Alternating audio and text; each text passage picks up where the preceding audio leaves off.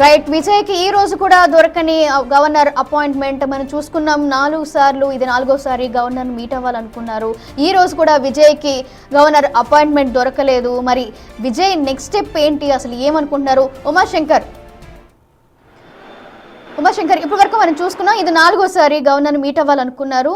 Already 118 magic ఫిగర్తో already కొన్ని అధికారిక లెటర్లు కూడా తీసుకొని ఈరోజు 6 గంటలకి గవర్నర్ని మీట్ అవ్వాలని విజయ్ తలపతి అనుకున్నారు. కానీ లాస్ట్ మినిట్లో ఈరోజు కూడా అపాయింట్మెంట్ దొరకలేదు.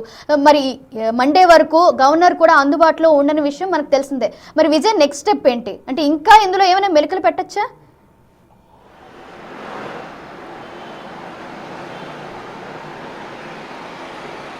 అలాంటిదేం ఉండకపోవచ్చు.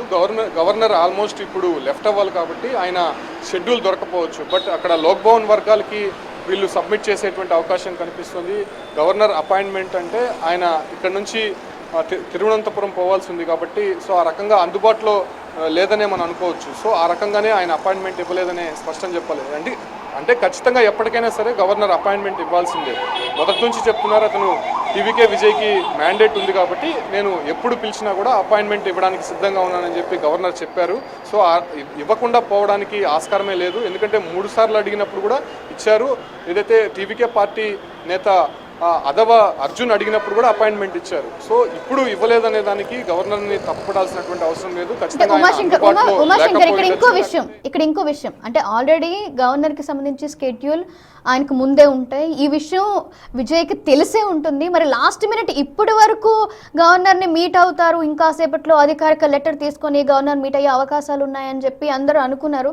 లాస్ట్ మినిట్లో ఇదే రీజనా, అంటే ఆయనకి రేపు ప్రమాణ స్వీకారానికి ఆహ్వానం ఉంది, దానికి సంబంధించి అక్కడికి వెళ్ళాలని చెప్పి ఇప్పుడు అపాయింట్మెంట్ ఇవ్వలేదు అనుకోవచ్చా, లేకపోతే ఇంకేమైనా అనుకోవచ్చా?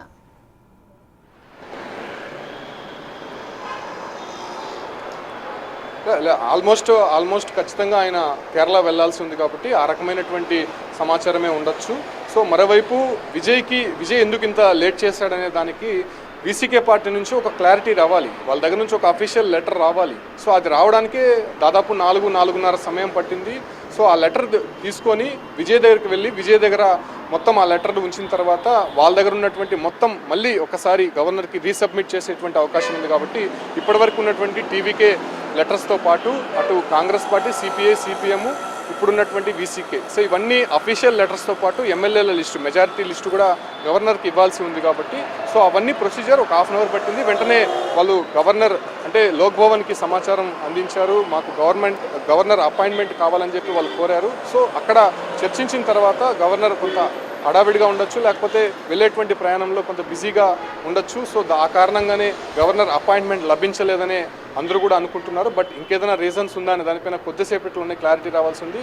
మొదట్లో 6 గంటలకు అపాయింట్మెంట్ ఇస్తారు అని చెప్పి అందరూ భావించారు. సో ఆ రకమైనటువంటి ప్రొసీజర్ కూడా ప్రారంభమైంది. వీళ్ళు ఎవరు వెళ్తారా అనే దానిపైన కూడా చర్చ జరిగింది. సో అటు తర్వాత లోక్ భవన్ నుంచి మళ్ళీ గవర్నర్తో చర్చించిన తర్వాత ఆ కేడర్ అక్కడ నుంచి చెప్పినటువంటి సమాచారం మేరకు ఇప్పుడు కుదరదు అనేటువంటి విషయం చెప్పారు.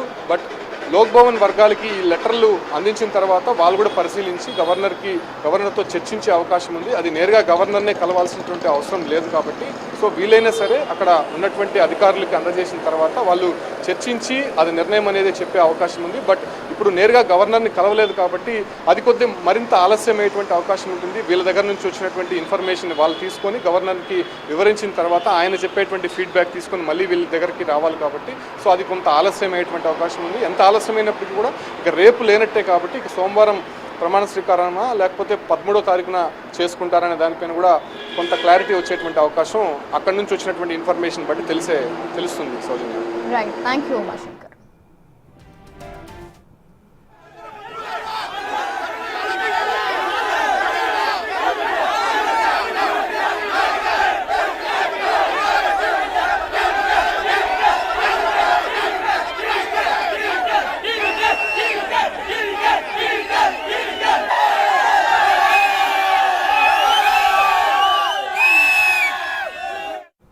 రైట్, ఇప్పటి వరకు చూసుకున్నాం 2-3 సార్లు కలిసిన తర్వాత కూడా ఈ రోజు గవర్నమెంట్ అపాయింట్మెంట్ దొరుకుతుందని అధికారికంగా వీసీకే నుంచి వచ్చిన లేఖను పట్టుకొని గవర్నర్ని మీట్ అవుదామని విజయ్ అనుకున్నారు. కానీ లాస్ట్ మినిట్లో అపాయింట్మెంట్ దొరకలేదు.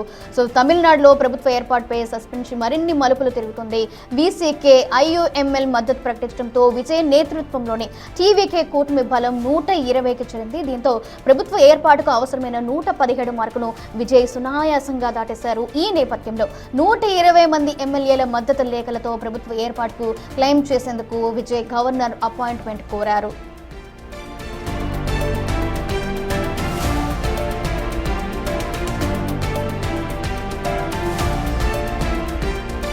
అయితే గవర్నర్ రాజేంద్ర విశ్వనాథ్ ఆర్లేకర్ ఈ రోజు విజయ్కు అపాయింట్మెంట్ ఇచ్చేందుకు నిరాకరించారు. ముందుగా నిర్ణయించిన స్కెడ్యూల్ ప్రకారం గవర్నర్ ఈ రోజు రాత్రి 7:10 విమానంలో చెన్నై నుంచి కేరళ రాజధాని తిరువనంతపురానికి బయలుదేరాల్సి ఉంది. ఈ ప్రయాణ కారణాల దృష్ట్యా అపాయింట్మెంట్ సాధ్యపడదని రాజ్ భవన్ వర్గాలు వెల్లడించాయి. దీంతో అటు సంఖ్యాబలం ఉన్నా కూడా ఇటు గవర్నర్ అందుబాటులో లేకపోవడంతో ప్రమాణ స్వీకార కార్యక్రమం మరింత ఆలస్యమయ్యేలా కనిపిస్తుంది. మరోవైపు గవర్నర్ తీరుపై టీవీకే శ్రేణులు అసహనం వ్యక్తం చేస్తున్నారు.